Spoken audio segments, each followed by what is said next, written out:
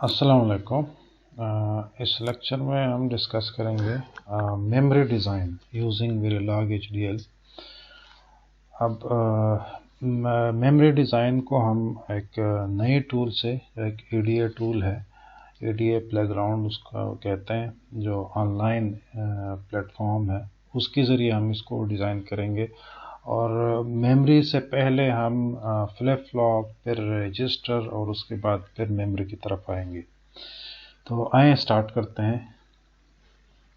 इसमें हमारे ये 3 सेक्शंस होंगे कि पहले हम थोड़ा सा इंट्रोडक्शन देंगे जो ऑनलाइन हमारा सिमुलेटर है उसके बारे में, फिर उसके बाद मेमोरी डिज़ाइन और ये जो उससे रिलेटेड जितने भी फ्लिप फ्लॉप्स हैं या जो आपके रजिस्टर्स हैं उनको हम डिस्कस करेंगे, और उसके बाद फिर इसको डिज़ाइन करके सिमुलेट भी करेंगे, वेवफॉर्म्स भी दिखाएंगे। अच्छा, ये जो ऑनलाइन सिमुलेटर है ये है क्या? ये system Verilog, VHDL, C plus plus, system C और जितनी भी HDLs है मोस्टली, एवन पाइथन का वेरिलॉग के साथ लिंक कराना सिस्टम वेरिलॉग के साथ, और ये तमाम चीज़ें यहाँ पर अवेलेबल है। इसमें आप विदाउट एनी इंस्टॉलेशन आप अपना कोड रन कर सकते हैं, अपना वेबफॉर्म्स शो कर सकते हैं, और किसी एक फाइल में भी अपना जो रिजल्ट्स है उसको लिख सकते हैं, उसको सेव कर सकते हैं। ये उसका कंसोल होगा जिसमें हमारे पास लेफ्ट साइड पे ये आप टेस्ट बेंच कौन सा आप सेलेक्ट कर रहे हैं, फिर उसके बाद लाइब्रेरीज कौन सी हैं, इस तरह आपके यानी सिमुलेटर पर आप सेलेक्ट करते हैं कि किस सिमुलेटर के थ्रू, ये मल्टीपल सिमुलेटर्स हैं यहाँ पर। कुछ लैंग्वेजेस जो हैं वो मुख्तलिफ सिमुलेटर्स को सपोर्ट करती हैं, कुछ नहीं करती, तो तमाम चीज़ें आप यहाँ पर सेलेक्ट करते हैं। फिर उसके बाद है आप अपना वेब फॉर्म जनरेट करना चाहते हैं या किसी एक फाइल में अपना जो रिज़ल्ट है उसको सेव करना चाहते हैं। तो यहाँ पर एक साइड पे आपका वो होता है, डिज़ाइन होता है, लेफ़्ट हैंड साइड पे, राइट हैंड साइड पे डिज़ाइन होता है, और लेफ़्ट हैंड साइड पे जो दरमियान में है ये यहाँ पर आपका टेस्ट बेंच होता है। ये उसका थोड़ा सा लार्जर व्यू है। यहाँ से आप सेलेक्ट करते हैं कि कौन सा टेस्ट बेंच मैंने सेलेक्ट करना है, और अपना एनवायरनमेंट आप सेलेक्ट करते हैं, फिर लाइब्रेरी सेलेक्ट करते हैं, कौन सी लैंग्वेज में आप कोड कर रहे हैं, और कौन सा सिमुलेटर आप यूज़ कर रहे हैं, कंपाइलर कौन सा है, आप अपना जो स्केल है वो कौन सा यूज़ करना चाहते हैं। तो ये तमाम चीज़ें यहाँ पर आप डिस्कस कर सकते हैं। और एक साइड पे आपके पास ये आपका टेस्ट बेंच आ गया, यहाँ पर आपका डिज़ाइन आ गया। अब इसको अगर आप स्टार्ट करना चाहते हैं तो कैसे करेंगे कि पहले इसकी वेबसाइट पे जाएंगे, वहाँ पर आप लॉगिन हो जाएंगे। लॉगिन के बाद यानी आप मोस्टली या तो गूगल से के थ्रू ऑनलाइन लॉगिन हो जाएंगे, या फेसबुक के थ्रू, या अगर आपके पास किसी इंस्टीट्यूशनल या कंपनी बेस्ड कोई ईमेल अकाउंट है तो उससे भी आप रजिस्टर हो सकते हैं। तो आप ईडीए प्लेग्राउंड को आप चेक कर सकते हैं। फिर उस वहाँ पर आप टेस्ट बेंच और डिज़ाइन मेन्यू में अपना लैंग्वेज सेलेक्ट करते हैं, टूल्स और सिमुलेटर, ये जो पहले मैंने बताया।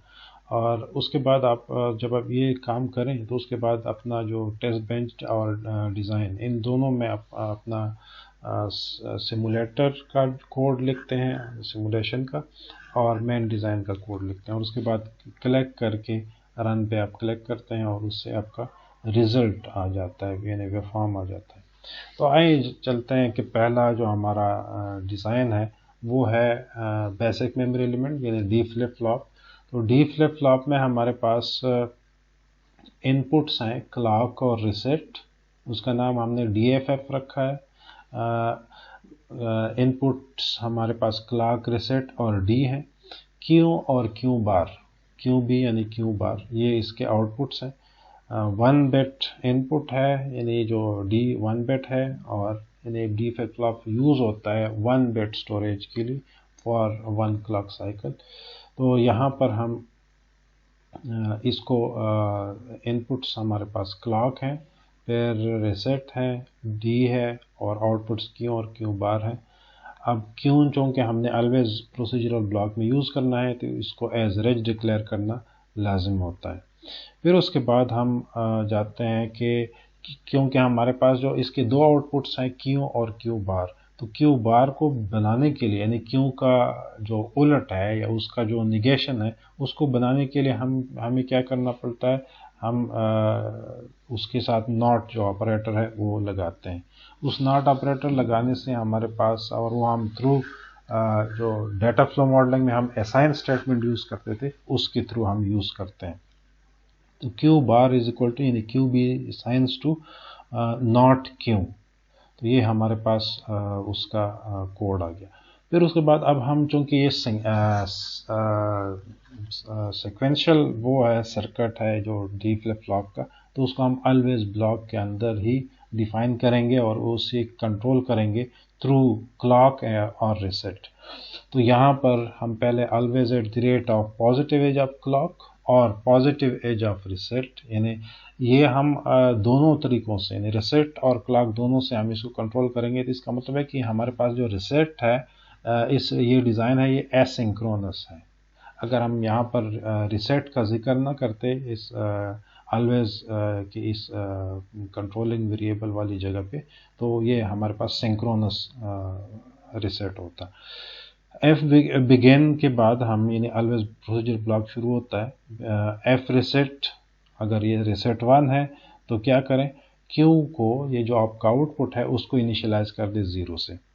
यहाँ पर एफ एंड हो जाता है और एल्स बिगिन शुरू होता है। और यहाँ पर अगर इसके अलावा अगर हमारे पास रिसेट 1 है तो उस केस में क्या करें, रिसेट 1 है तो इसको, रिसेट 0 है तो उस केस में हम क्यू को डी असाइन करें, यानी जो हमारा इनपुट है वो असाइन करें। उसके बाद एंड मॉड्यूल एंड करके, ये पहला एंड एल्स का है, दूसरा एंड आपके ऑलवेज ब्लॉक का है और आखिरी जो है एंड मॉड्यूल है।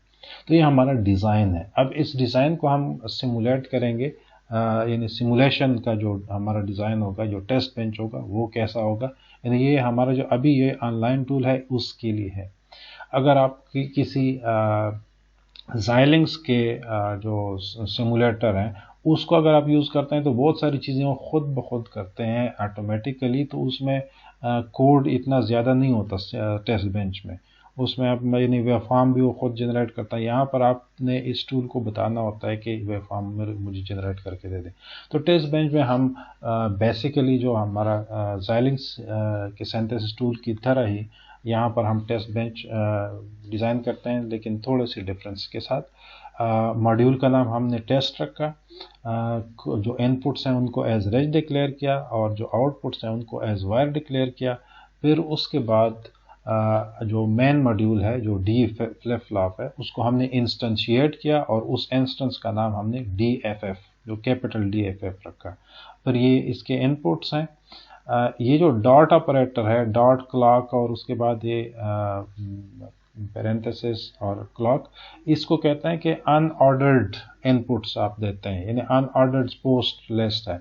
तो इसमें हम इसका फ़ायदा ये होता है कि अगर आपका जो पोर्ट्स की जो पोजीशनिंग है अगर वो डिफरेंट है मेन डिज़ाइन में तो फिर भी ये काम करेगा। तो इसका ये फ़ायदा है, जो डॉट ऑपरेटर हम यूज़ करते हैं तो इससे हमें फ़ायदा मिलता है।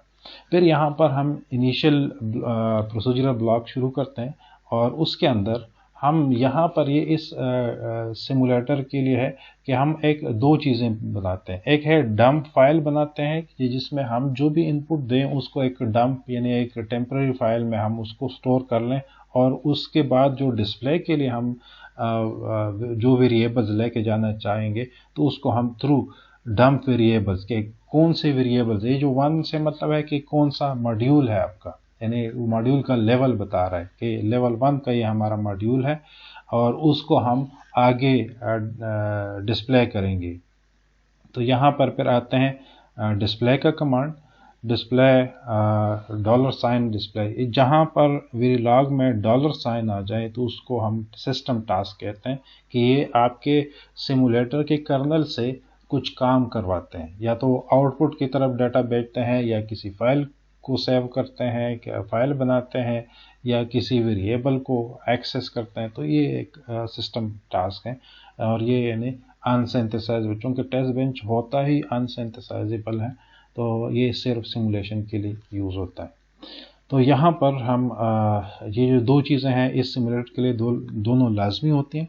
तो आपने एक डंप VCD और ये जो आपका दूसरा है डंप वेरिएबल्स, यानी वेरिएबल्स और डंप फाइल, ये दोनों बनाना लाजमी है। फिर उसके बाद आप डिस्प्ले की तरफ जाते हैं। डिस्प्ले में हम रिसेट, ये जो फ्लिप फ्लॉप है इसको हम रिसेट करते हैं। तो क्लॉक को इनिशियलाइज़ किया 0 से और रिसेट को 1 कर दिया।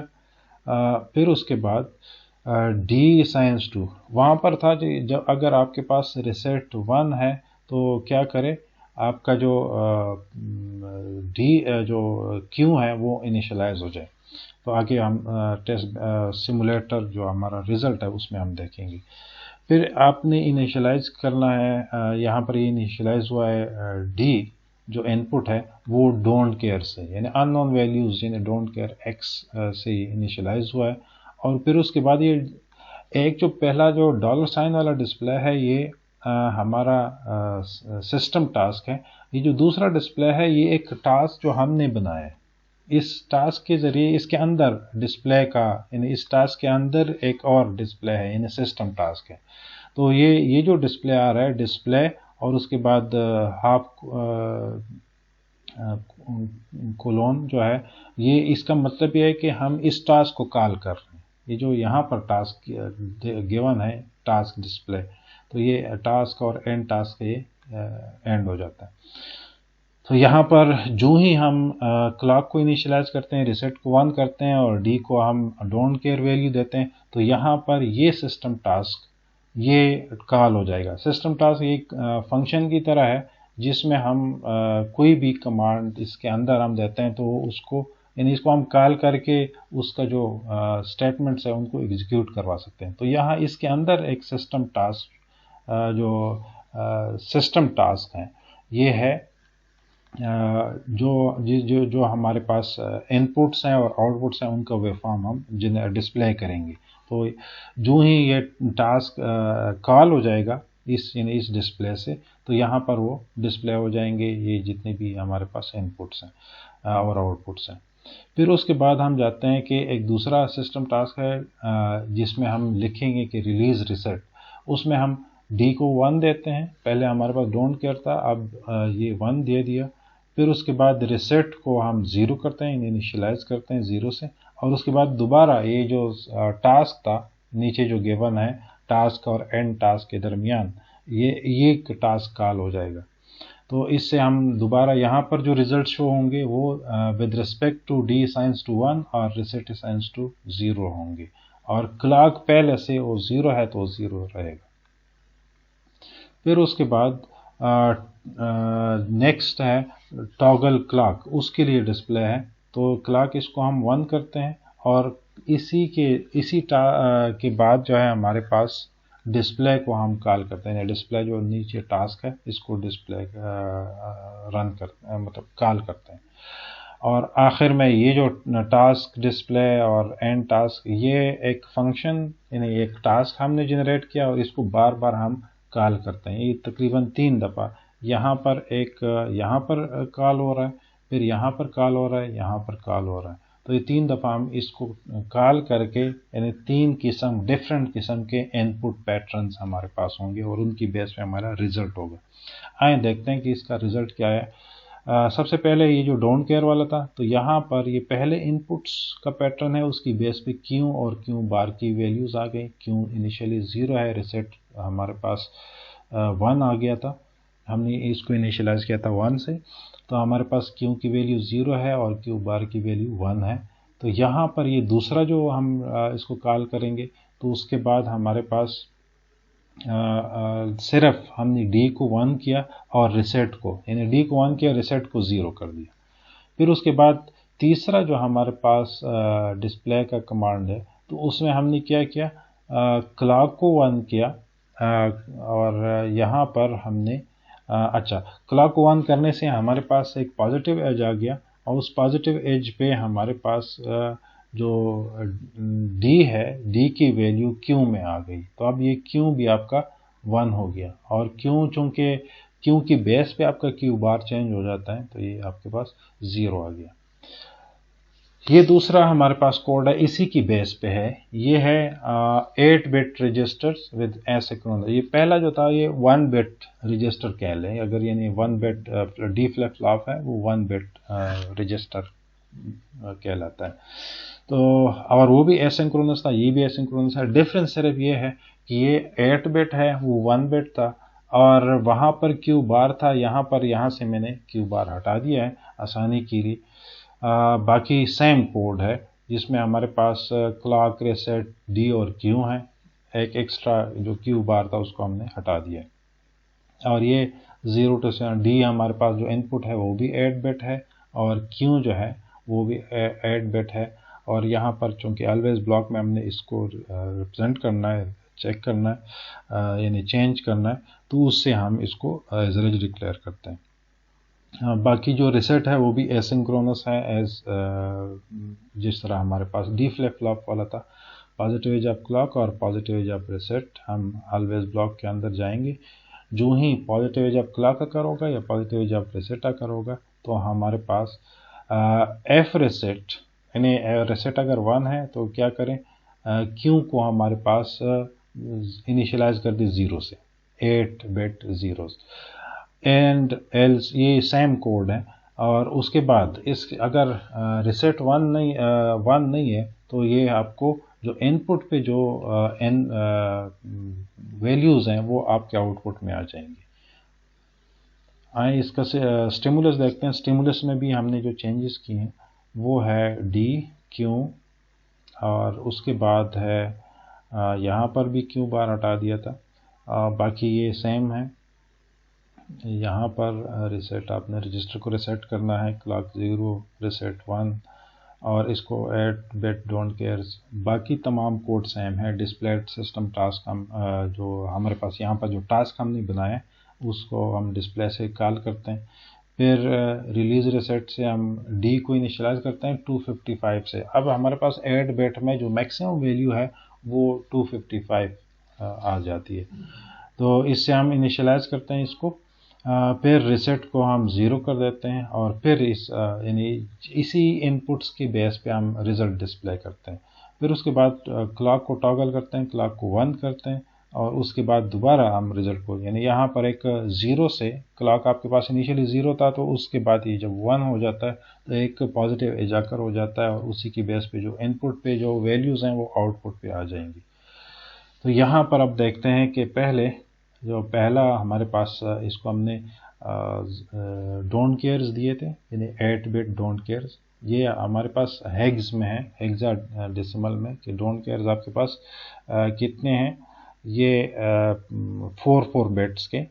अच्छा, फिर उसके बाद आपने इसको हमने चेंज किया था कि इसको जो इनपुट है उसको हमने 255 किया था, तो यानी 8 बिट पोजीशंस पे सारे वंस आ जाएंगे। यानी 1F जो है ये 4 बिट वंस हैं, फिर दूसरा F है वो भी 4 बिट वंस के लिए।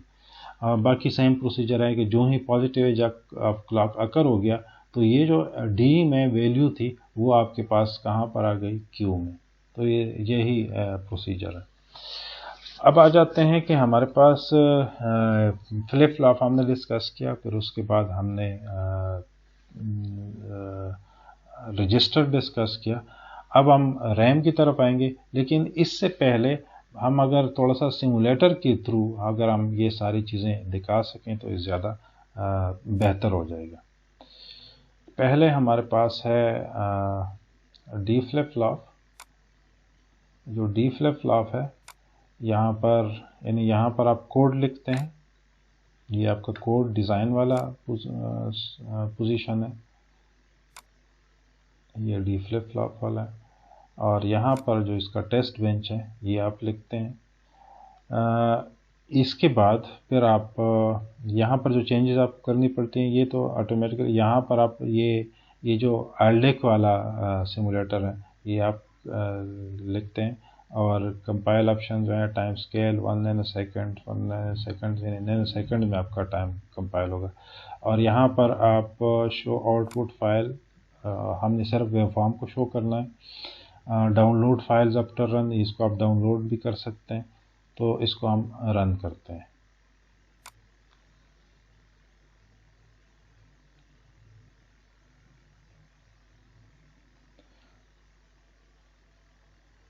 अब वही रिज़ल्ट जो हमने उधर डिस्प्ले किया था वही आ गया कि डी हमारे पास इनिशियली डोंट केयर्स है, फिर उसके बाद हम इसको 1 कर देते हैं और वही 1 next positive edge of clock पे ये क्यू में आ जाता है।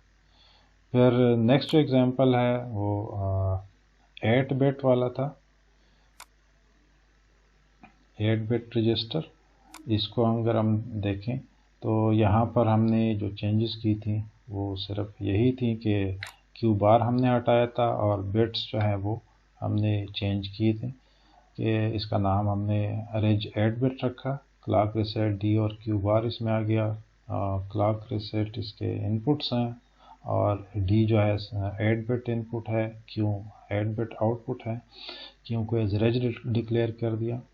फिर उसके बाद पॉजिटिव ये जो ऑलवेज प्रोसीजर ब्लॉक आ जाता है। फिर उसके बाद अगर रीसेट 1 है तो हम इसको इनिशियलाइज करेंगे 0 से, यानी 8 बिट बाइनरी 0। अच्छा, फिर उसके बाद जो भी इनपुट पे है वो आउटपुट पे आ जाएगा अगर इसके अलावा है, यानी रीसेट अगर आपके पास 0 है, यानी 1 के अलावा कोई और चीज़ है तो उसमें हम इनपुट और जो भी वैल्यू होगी वो आउटपुट पे आ जाएगी। लेकिन कब आएगी? जब आप पॉजिटिव एज ऑफ क्लॉक या पॉजिटिव एज ऑफ रीसेट आकर हो जाएगा, यानी इस पे ये दोनों कोड्स रन हो जाते हैं। अदरवाइज ये रन नहीं होंगे जब तक पॉजिटिव एज ऑफ क्लॉक या negative edge of positive edge of reset आकर नहीं होता। फिर सिमुलेटर जो आपका टेस्ट बेंच है उसमें इसको हमने नाम दिया रेज टेस्ट, और फिर उसके बाद इसको हमने कॉल किया रेज एड बिट 1, इसको इसका एक इंस्टेंस बना दिया।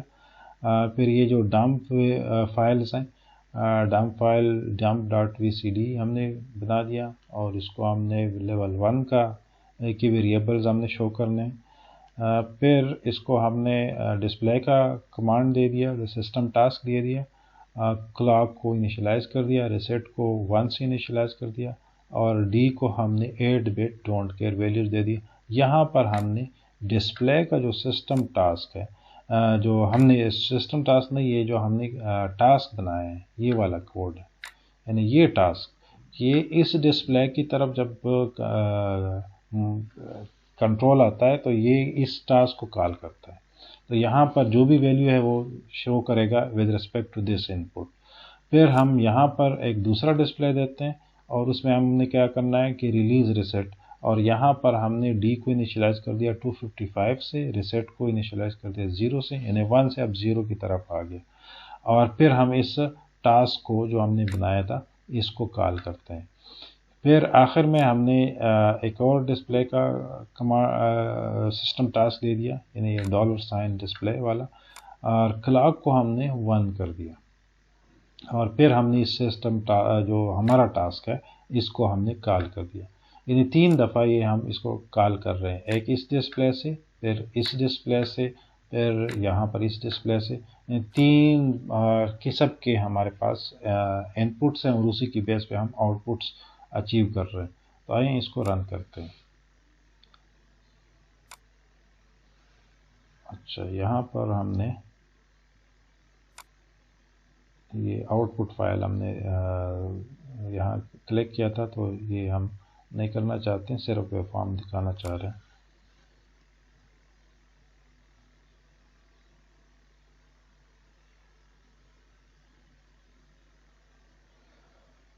अब यही हमारे पास पहले स्टार्ट में जो हमने इनपुट्स दिए थे डोंट केयर्स, क्लॉक हमारा 0 था। फिर उसके बाद आउटपुट को हमने इनिशियलाइज कर दिया क्योंकि रीसेट हमने इनिशियली 1 कर दिया था। फिर उसके बाद हमने क्या किया, यानी यहाँ पर जो ही आप रीसेट को 1 करते हैं तो इसका जो पॉजिटिव एज है वो आकर हो जाता है इनिशियली, यानी वो 1 ही की तरफ जाता है। तो ये आपका जो क्यू है वो इनिशियलाइज हो जाएगा। फिर उसके बाद आपका जो इनपुट है वो यहाँ पर आप चेंज करते हैं, लेकिन ये इनपुट कब आउटपुट पे असरअंदाज होगा, जब तक या तो पॉजिटिव जब क्लॉक अकर हो जाए या आपका कोई और ऑपरेशन यानी जो रीसेट से रिलेटेड ऑपरेशन हो जाए। तो यहाँ पर हमने रीसेट का नेगेटिव एज आ रहा है, तो इस पे कोई काम नहीं है, यानी इस पे हम ऑलवेज ब्लॉक के अंदर नहीं जा सकते। तो सिर्फ जो भी क्यों आउटपुट की वैल्यू है वही रहेगी, जो पुरानी थी वही स्टोर रहेगी। और फिर यहाँ पर पॉजिटिव जब क्लॉक अकर हो रहा है तो इस बेस पे जो भी इनपुट की वैल्यू है वो आपके जो आउटपुट है वो उसमें आ जाती है। तो ये था हमारा रजिस्टर फ्लिप फ्लॉप और रजिस्टर की सिमुलेशन। आए अब अपने जो कोड की तरफ जाते हैं, जो रैम वाला कोड है। तो रैंडम एक्सेस मेमोरी में हमें इससे हट के थोड़ा सा डिफरेंस करना पड़ता है कि हमारे पास यानी मेमोरी को हम कंट्रोल कर रहे हैं दो कंट्रोल उससे, यानी दो तीन किस्म के, यानी एक क्लॉक राइट है, एड्रेस राइट है, डेटा राइट है, राइट एनेबल्ड है, ठीक है, क्लॉक रीड है, एड्रेस रीड है, ये डेटा रीड है। तो ये कुछ हमारे पास वो होती हैं, यानी सिग्नल्स होती हैं जिनकी बेस पे हम इसको कंट्रोल कर रहे होते हैं। तो हमारे पास इनपुट्स में क्लॉक राइट, ये क्लॉक क्या कहे कि राइट कर दें, और एड्रेस राइट, यानी जो भी एड्रेस है वो उस राइट के लिए, ऑपरेशन के लिए एड्रेस जनरेट हो जाए या जो भी वो इनपुट हो जाए। डेटा राइट के लिए डेटा को राइट कर लें, और राइट को इनेबल करना, यानी रीड को इनेबल करना, राइट को इनेबल करना, ये एक कंट्रोल सिग्नल्स हैं। फिर हमारे पास क्लॉक रीड है, फिर एड्रेस रीड, यानी रीड ऑपरेशन जो है उसका एड्रेस, डेटा रीड यानी जो भी डाटा है जिसको हमने रीड करना है वो उसकी वैल्यू। तो इसमें कुछ डेटा रिलेटेड, एड्रेस रिलेटेड और कंट्रोल वेरिएबल्स और कुछ क्लॉक्स। तो पहले हमारे पास जो पैरामीटर है, पैरामीटर में हमने D width, D underscore width जो है वो 16 बिट रखा है। यानी डेटा वेड्थ हमारा 16 बिट है, एड्रेस वेड्थ हमारा 4 बिट है। तो उससे हमारा जो मैक्सिमम एड्रेसेस हैं वो कितनी हो जाएंगी, 16, ये है 16 हो जाएंगी, यानी 2 रेज़ टू द पावर 4 16 आ जाता है। तो मैक्सिमम एट मैक्सिमम हम इस एड्रेस के थ्रू हम 16 डिफरेंट लोकेशंस को हम एड्रेस कर सकते हैं। अच्छा, ये हमारे पास लिमिट्स हैं, यानी 0 से लेके इस मैक्सिमम तक। अब हमारा चूंकि 0 भी आ गया तो ये इससे एक ज़्यादा, यानी 16 का जो डबल हो जाता है, तो 32 आ जाता है। तो टोटल एड्रेसेबल एड्रेसेस जो बाद में हम कोड में देखेंगे वो 32 होंगी। हम एड्रेस की वेड्थ को देखेंगे, टोटल जो वेड्थ आ जाता है, क्योंकि हमने 0 से स्टार्ट करना है। अच्छा, तो हम आते हैं कि हमारे पास जो आउटपुट इनपुट, हमारे पास जो पोर्ट्स हैं वहाँ पर क्या है, क्लॉक राइट ये इनपुट है। फिर उसके बाद एड्रेस राइट जो है वो 0 से एड्रेस वेट तक, एड्रेस वेट -1, अच्छा 1 माइनस है, तो इससे हमारा वो जो मुश्किल था कि हम 32 बिट अब नहीं है, अब कम है, यानी मतलब हमारे पास जो 0 से एड्रेस वेट -1, यानी 0 से ये कितना हो जाएगा, 0 से 15, वहाँ पर 16 तो 0 से 15 तक, यानी एड्रेस वेट जो हमारे पास एड्रेस राइट का जो कोड, जो डेटा राइट का हमारा टोटल वेट है वो 16 बिट आ जाएगा, यानी 0 से 15। अच्छा, इसी तरह एड्रेस राइट में हमारे पास ये 0 से एड्रेस वेट -1, यानी 0 से 3 तक जाएगा, यानी टोटल कितने हो जाएंगे, इसका वेट ये 4 बिट हो जाएगा। राइट इनेबल ये 1 बिट इनपुट है। फिर उसके बाद है रीड पोर्ट के लिए हमारे पास क्या सिग्नल्स हैं। इनपुट पे हम क्लॉक रीड, फिर एड्रेस रीड ये भी 4 बिट है, 0 से 3 तक। डेटा रीड ये 0 से 15 तक है, यानी 16 बिट। अब हाँ, हमने जो भी चीज़ें जो आउटपुट हम कंप्यूट करेंगे प्रोसीजरल ब्लॉक अलवेज के अंदर, तो उसको हम एज रिच डिक्लेयर करेंगे। तो पहला हमारे पास है डेटा रीड। डेटा रीड वाला ऑपरेशन वो हमारे पास वहाँ पर अलवेज ब्लॉक में एज आउटपुट है, तो यहाँ पर इसको एज रिच डिक्लेयर करेंगे और उसका जो साइज़ है वो भी लगाएंगे। फिर उसके बाद हमारे पास मेमोरी को एज मल्टी डायमेंशनल एरे हम रिप्रेजेंट करेंगे, यानी अब मेमोरी बनाएंगे कि कितनी हमारे पास मेमोरी है। तो यहाँ पर मेमोरी, टोटल मेमोरी क्या है कि उसकी जो विड्थ, उसका नाम है मेमोरी, इसका नाम यानी ये मेमोरी है, और ये उसका जो विड्थ है ज़ीरो से लेके डेटा विड्थ, यानी ज़ीरो से लेके हर पोजीशन पे, हर एड्रेस पे इतना विड्थ होगा इस मेमोरी में। 0 से 15 यानी 16 बिट हर ब्लॉक जो इसका होगा वो 15 बिट होगा, हर एड्रेसेबल ब्लॉक। और ये कितने ब्लॉक्स होंगे?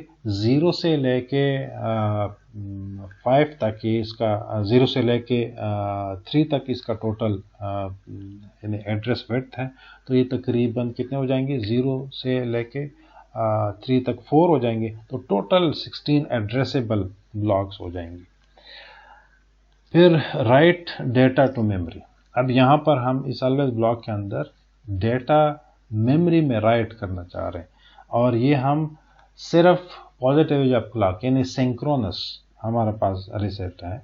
तो positive always at the rate of positive edge of clock write begin if write enabled is 1। तो क्या करें? डेटा राइट यानी जो राइटेबल डेटा है वो उसको कहाँ पर लें? उसको ले मेमोरी में एड्रेस राइट वाली लोकेशन पे, इस लोकेशन पे डेटा ले आए, ये यानी राइट कर ले। फिर उसके बाद हम इसको F को एंड करते हैं, फिर ऑलवेज प्रोसीजर ब्लॉक को एंड करते हैं, फिर उसके बाद हम रीड वाला ऑपरेशन करते हैं। अब रीड में हमने डेटा रीड की तरफ मेमोरी से जो मेमोरी के एड्रेस पे जाके वहाँ से डेटा रीड वाले पोर्ट की तरफ लेके जाना है। तो यहाँ पर क्या करेंगे? Always at the rate of positive of clock read begin, और मेमोरी में एड्रेस रीड यानी जो भी इसकी वैल्यू होगी, जो एड्रेस होगी उस पे जो भी डेटा है वो कहाँ पर ले जाएं? डेटा रीड में, यानी डेटा रीड वाले आउटपुट पोर्ट की तरफ इसको ले जाएं। तो ये हमारे पास इसका वो होगा, यानी मतलब इसका प्रोसीजर होगा कि हम डेटा रीड करना है। अच्छा, राइट में हम क्या करते हैं? इनपुट लेते हैं, और जब हम रीड करते हैं तो रीड में हम आउटपुट की तरफ भेजते हैं। तो इसीलिए ये जो दो सिग्नल्स हैं, डेटा रीड और डेटा राइट वाले, ये इनका जो पोजीशन है वो डिफरेंट है। डेटा रीड आउटपुट है और जो हमारे पास राइट वाला है वो हमारे पास इनपुट है। इसका टेस्ट बेंच ज़रा डिस्कस करते हैं कि हमारे पास इसमें clock right, address right 0 to 4 bit. अच्छा, इसका साइज थोड़ा सा बड़ा कर दिया। एड्रेस राइट ये उधर 0 to 3 था, तो इसको हम चेंज कर सकते हैं। फिर हमने डेटा राइट इसको एज रिच डिक्लेयर किया। ये हमारे पास सारे इनपुट्स हैं, और जो आउटपुट होगा, एक आउटपुट है जो कि डेटा रीड है, उसको हम क्या करेंगे? इन्हें एज वायर डिक्लेयर करेंगे। तो यहाँ पर हमारे पास एड्रेसेबल यूनिट्स टोटल 0 to 4 यानी 5 यानी 32 डिफरेंट एड्रेसेस होंगी, और 0 to 7 यानी ये कितने बन जाएंगे? 0 to 7 यानी इतने वैल्यू तक हम जा सकते हैं, यानी 8 बिट वैल्यू हमारे पास होगी हर डेटा पे, यानी इतना 8 बिट डेटा हम इस मेमोरी से ले सकते हैं और इसको राइट भी करवा सकते हैं। फिर उसके बाद हम जाते हैं इंस्टेंशिएशन की तरफ। तो हमारे पास डी विड्थ 8 है, ए विड्थ 5 है, मैक्सिमम एड्रेसेबल जो है हमारे पास एड्रेसेस हैं वो 32 है। तो ये जो टोटल ये जो मेमोरी है वो 8 बिट इसका डेटा की विड्थ है, 5 बिट जो है इसका एड्रेस लाइंस हैं, 5 बिट्स में, और टोटल कितनी है इसके, वो 32 बिट्स हैं, 32 एड्रेसेबल ब्लॉक्स हैं इसमें। तो यहाँ पर इसका इंस्टेंस हम लिखते हैं। इंस्टेंस के बाद हम ये जो डंप फाइल बनाते हैं, डंप वेरिएबल्स बनाते हैं। अच्छा, इसका नाम हमने टेस्ट रखा है, तो इसलिए ये लेवल 1 का, यानी ये पहला जो इस डंप वेयर में पहला जो स्टेटमेंट होता है, पहला जो इसका वेरिएबल है वो है 1, यानी पहला जो कंपोनेंट है। और उसके बाद कामा के बाद टेस्ट आता है। तो ये जिस मॉड्यूल को आप सिमुलेट करना चाहते हैं तो उसका नाम आप लिखते हैं। अगर सिंपल मॉड्यूल है, क्योंकि ये मेमोरी बड़ा मॉड्यूल है, तो उसमें हम यहाँ पर उसका नाम लिख देते हैं, मुकाबला इसके कि इसके जितने भी वेरिएबल्स है किन किन को हमने शो कराना है। तो इनिशियली हम क्लॉक राइट को 0 कर देते हैं, क्लॉक रीड को 0 करते हैं, क्लॉक राइट इनेबल को 0 करते हैं, और एड्रेस जिसको हमने रीड करना है 1B। 1B मीन ये हेक्साडेसिमल में है, 5 बिट है और 1B, इतना यानी 1B एड्रेस है, इसको हमने रीड कराना है। अच्छा, फिर एड्रेस राइट में क्या जाए, एड्रेस रीड से, यानी जो भी वैल्यू H1B हमने दिए हैं ये एड्रेस रीड में आ जाए।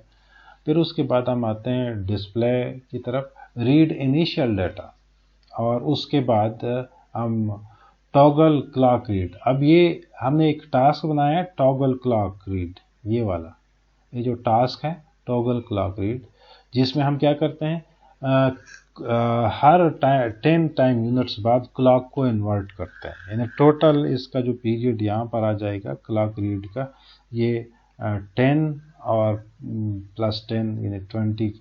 10 के लिए ये ऑन होगा, 10 के लिए ऑफ हो जाएगा, तो इस तरह हो जाएगा। अच्छा, फिर उसके बाद हम इसको डिस्प्ले करते हैं, यानी जो भी इन्हीं इनपुट्स की बेस पे जो भी वैल्यू होगी उसको हम डिस्प्ले करेंगे। यानी इनिशियली हमने वैल्यूज़ जो दी थी, क्लॉक रीड और क्लॉक राइट को 1 करना, और एड्रेस रीड को यानी 1B वैल्यू देना, एड्रेस राइट को भी वही वैल्यू देना, तो इसी की बेस पे हमारे पास आउटपुट जनरेट हो जाएंगे। फिर उसके बाद राइट न्यू डाटा। अब न्यू राइट इनेबल को हमने 1 कर दिया, और डेटा राइट में जो हमने राइट करवाना है वो है C5 से हमने इसको राइट करवाना है। और टॉगल क्लॉक राइट, यहाँ पर हम जो एक सिस्टम टास्क हमने बनाए हैं वो है टॉगल क्लॉक राइट, ये वाला, ये हमने टॉगल क्लॉक राइट है, इसको हम कॉल करेंगे, जिसकी बेस पे क्लॉक राइट वाला जो क्लॉक है वो टॉगल करेगा, और उसकी बेस पे जो रिजल्ट्स हैं वो शो होंगे। और उसके बाद यानी इसको कॉल करने के बाद क्लॉक राइट इनेबल को हम वापस 0 कर देते हैं। पहले हमने 1 कर दिया था, फिर उसको हम वापस 0 कर देते हैं। और उसके ये एक नेक्स्ट जो हमारे पास डिस्प्ले का है रीड न्यू डाटा। अब ये जो हमने राइट करवाया इसको भी रीड कर लें, ताकि रीड में हम देख सकें।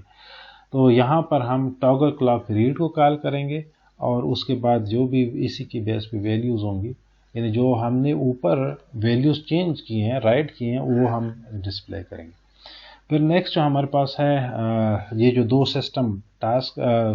टास्क हमने बनाए हैं वो है, यानी टॉगल क्लॉक राइट वाला टास्क, और दूसरा है टॉगल क्लॉक रीड वाला, और ये तमाम मॉड्यूल एंड हो जाएगा।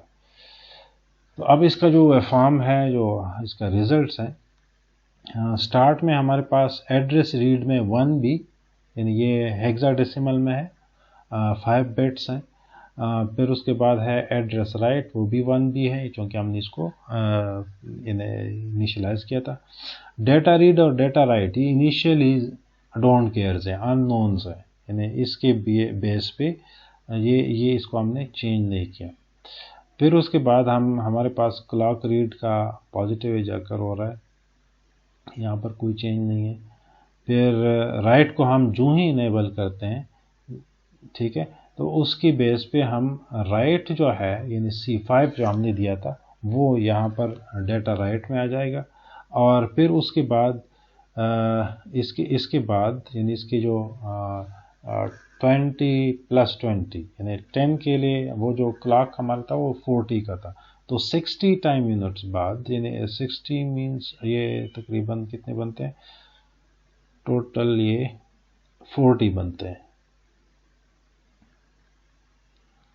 ये इसके बाद है क्लॉक को ज़रा देखते हैं कि क्लॉक रीड हमारा है 10, 10 के लिए ऑफ, 10 के लिए ऑन। इसी तरह ये जो क्लॉक राइट है, क्लॉक राइट हमारा है 30 के लिए, 30 के लिए ऑफ, और फिर 10 के लिए ये भी 10 वाला है, ठीक है, 30 और 40 के दरमियान। तो जो ही हम रीड एनेबल यानी राइट एनेबल तो हो गया, राइट एनेबल हमारे पास ये आ गया है, तो जिसकी बेस पे हमारे पास C5 राइट हो गया। अब रीड एनेबल को ज़रा देखते हैं कि रीड एनेबल इसमें आ रहा है कि नहीं। तो उसके बाद हम इसको राइट एनेबल जो ही ज़ीरो हो जाता है इसको हमने ज़ीरो कर दिया, और उसके बाद पॉजिटिव एज ऑफ क्लॉक पे, क्लॉक रीड पे, positive edge of clock read पे हमने जो आउटपुट था हमारा यानी जो हमारा स्टोर्ड वैल्यू थी मेमोरी में यानी C5, वो आपके डेटा रीड में आ गई। तो ये इसका सिमुलेशन है।